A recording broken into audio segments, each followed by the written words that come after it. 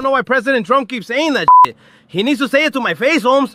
And while we're at it, I'm getting really tired of all that dollar store Obama shit. It's getting old, homie. My name is not Dollar Store Obama, okay, p***o? Órale! Arriba! Arriba! Welcome back, guys. So we got to talk about some of the circus stuff that's happening in DC with the shutdown. And regardless of where you stand on the issue, this is the perfect warning sign. This is a very clear message being sent to all of us, and you got to hear it.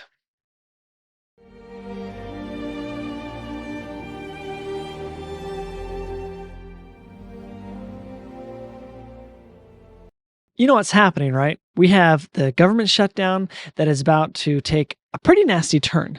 The biggest reason for this shutdown is, as far as I can see, is that the far left in Congress are demanding that major benefits are given to illegal aliens, and those should be included in the budget. But because Republicans don't agree to that, everything's at a standstill. And now we're about to see real American families to lose some serious benefits, in particular, EBT, SNAP, food benefits, starting November 1st, which is coming up here real quick. So no matter where you stand on this issue, it seems to be shouting in our faces a single important gospel message that many of us have forgotten or neglected, and that is this: we must be self-reliant. I'm going to put this pretty bluntly.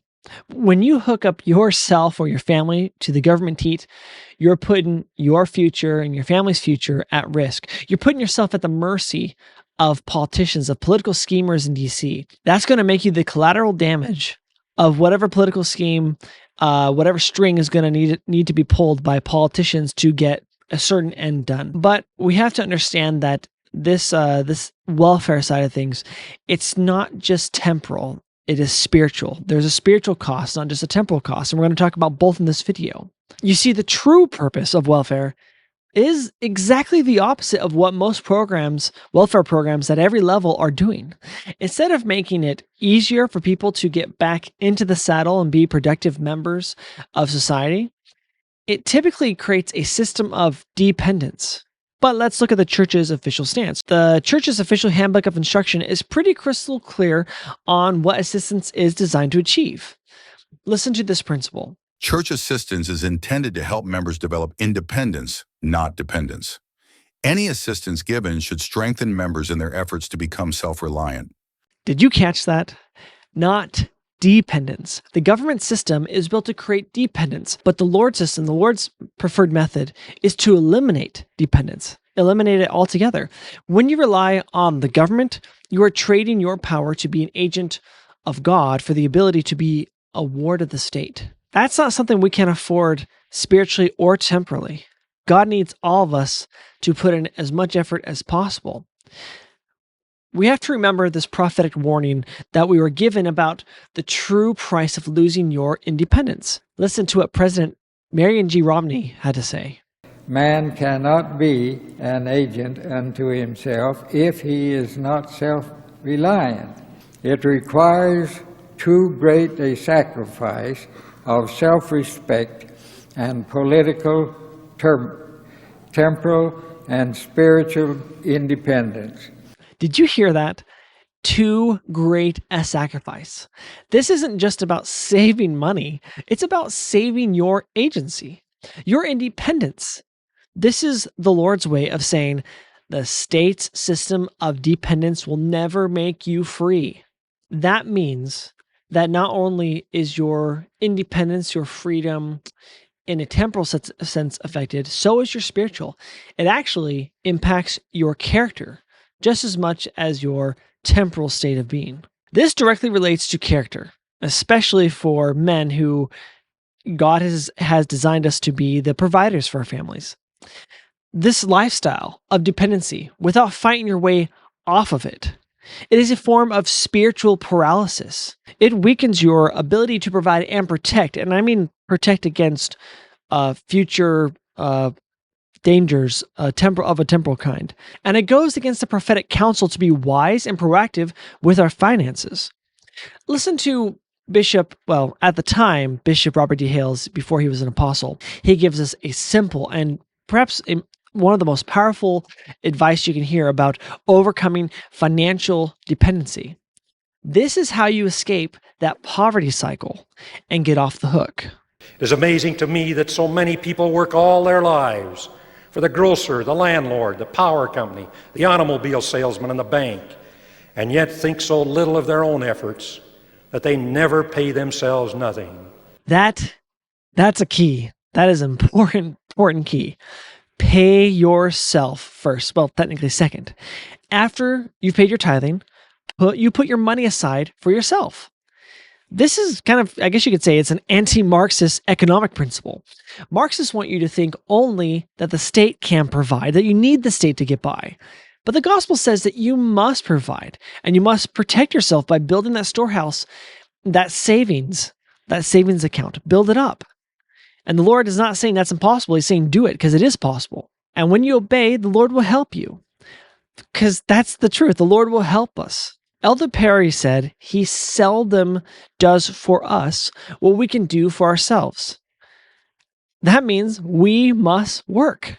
For any of you who have ever been on welfare, and I have, and I'm pretty ashamed to admit it because I didn't realize that was a mistake.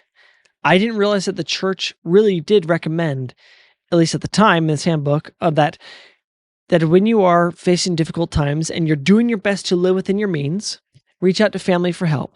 And then if that fails, the church. But it never recommends that you go to a state welfare program. And the obvious reason is it is detrimental to your character and makes it harder for you to actually build back independence. So I want to say here that if you've ever been on it or if you're on it now, you can acknowledge, because I've been there, you can acknowledge the fact that it makes you feel less than inside. That's the best way I can put it. I don't want to put any other descriptor to it because I'm not thinking of anything better than just saying it makes you feel less than, especially as a man. It makes you feel weaker. It actually is making you weaker. It makes your character weaker. And it fills you with insecurities. It makes you feel like, well, crap, I'm needing this to get by. And the cliff, right? The drop off of once you start meeting criteria where you no longer qualify, it's a steep drop off. There's no gradual build off of coming off of this government teat. You don't get to be weaned off gradually. It's instantly. That steep cliff can be scary, especially once you've come out of the sky and landed on the ground, so to speak, and now are dependent upon this government assistance ground. It's scary, but it makes you weak.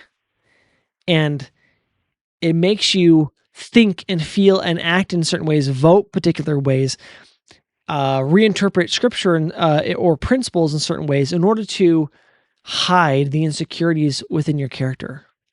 It's hard to be the proper Christ-like man, Latter-day Saint, disciple of Christ, an example for your sons, or a provider for your spouse or for your children, an overall person who can truly contribute to their society and build it up. It's hard to be any of those things without getting off of these programs, without being independent. And that demoralization, that detriment to your character is horrible. It's one of the worst things that you can go through. At least in my mind it is. That's how I felt.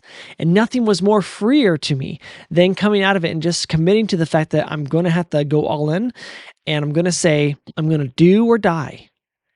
And that's what I hope all of you do at some point. Now, this isn't some selfish and individualistic libertarian philosophy that I'm talking about here. The entire purpose of getting our spiritual and temporal houses in order is so we can turn around and fulfill the greater commandment, which is to serve.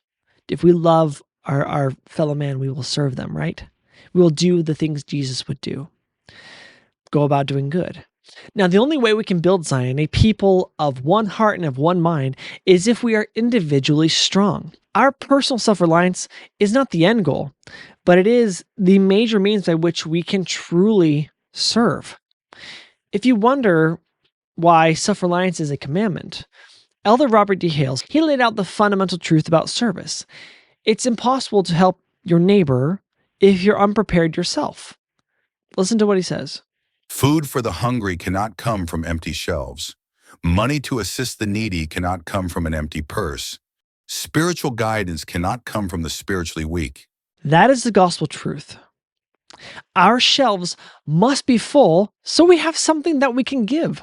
When budget cuts come, when loss of job happens, when a disaster hits, we cannot be waiting for another person or for the government to come and save us.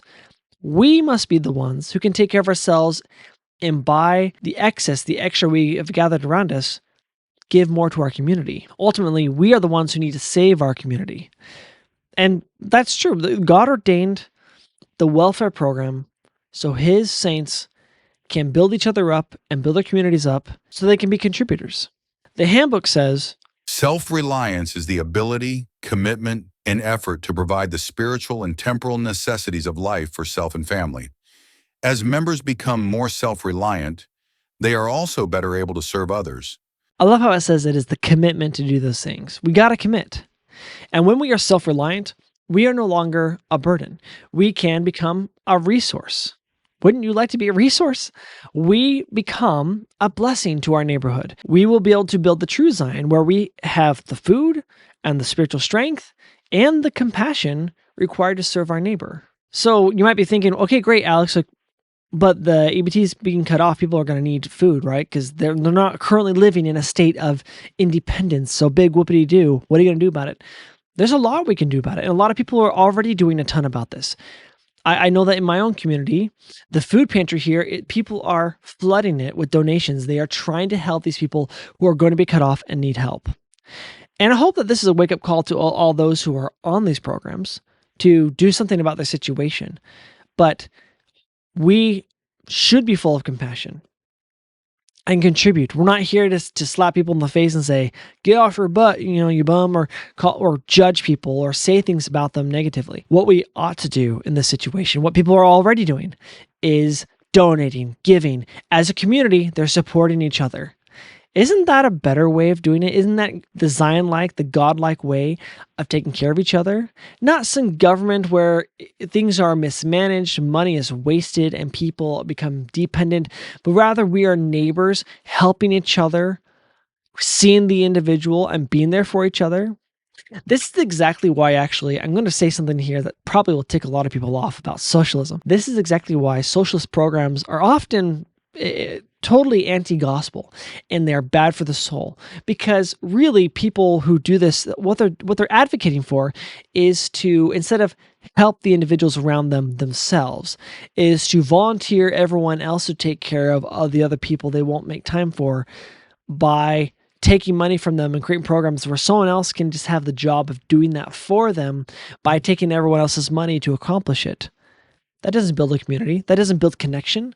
That doesn't mean we're helping each other and getting to know each other and really build up each other's character. Because when you have to help one another, you have the ability to say, dude, do you want a job?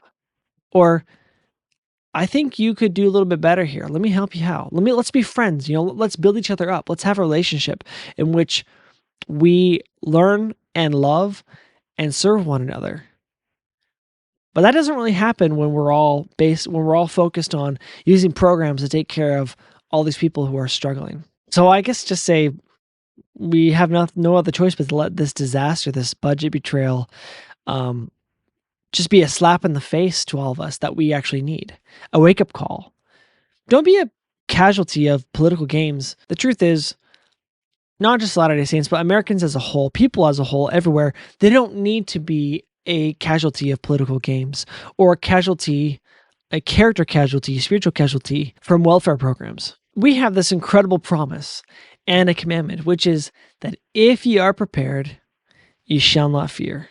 The Lord has commanded us to be prepared, but he says when we do so, we're not going to fear. So let's strengthen our spiritual foundation, our home storage, our finances, and our family councils. Let's make sure that no political drama, no budget fight, no woke agenda, or anything else like that can ever hold our families hostage. We love the Lord. We trust the brethren, his duly ordained leaders. And if we follow them and live this principle of self-reliance, it will be easier to have a stronger nation, a more tightly knit community, and to spread the gospel, to spread the light of Jesus Christ to one another. And then we can lift each other as a community out of poverty, out of these sort of circumstances that bring down families and bring down communities. Thank you again for listening, and live free until next time.